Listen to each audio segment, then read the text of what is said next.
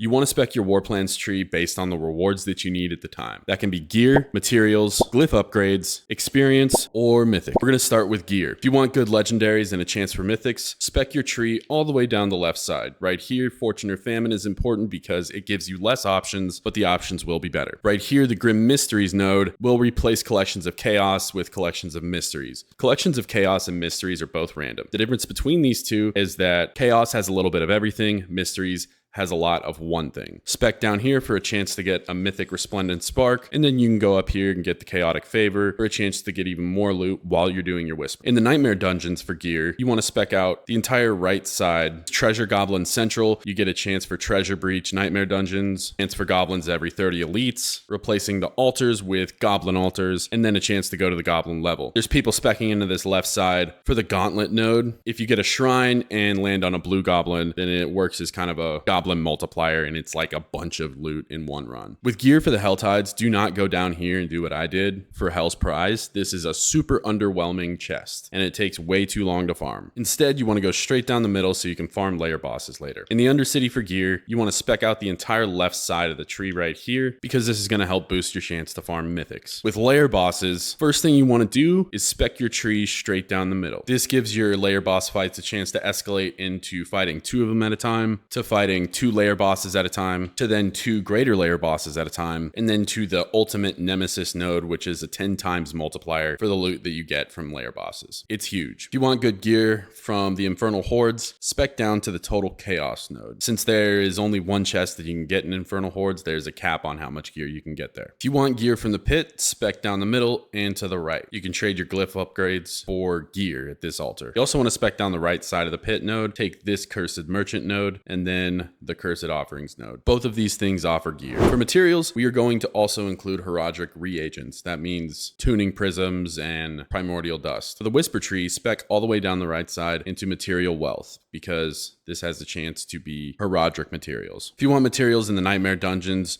you want to spec out the treasure goblin branch right here, because treasure goblins have different categories, and some of them can drop a bunch of obdicites, or junk tooth can drop a bunch of heraldic reagents. If you're target farming attuned primordial dust, sacrifice your chance to go to the goblin level and spec down here in order to get the conviction chest, which can drop attuned primordial dust. For the Hell Tide, there's not a very material specific node on here, but you want to go straight down the middle until you get right here, Writhe and Rot, so that you can get layer keys, because horde chests have a pretty good chance of dropping some materials. For the Undercity, you want to spec the left side because you have a chance to get more chests by killing portal pranksters, and it also gives you a way to farm forgotten souls, because those are pretty rare. For the layer bosses, keep going straight down the middle, because any horde chest has a chance to drop materials, and this 10 times multiplier down at the bottom is hard to pass up. Other than that, just spec it into whatever activity you want additional loot and materials in. The biggest choice you make in the Infernal Hordes with materials is between Obdicite and Gem Fragments. So pick the one you want. In the pit for materials, spec out the right side and go straight down the middle so you can kill these guardians for materials. For experience, you want to spec out your tree in the whispers down to the middle node to get experience orbs from the whisper caches. The higher the torment level you harvest these from, the more experience you're going to get. You can use these to level your alts. Also use this node here to get the +1 monster power, and the Head Rotten Feast node for another +1 monster power, because higher monster power means more experience from killing them. For experience in nightmare dungeons, you want to spec straight down the middle until you get this node with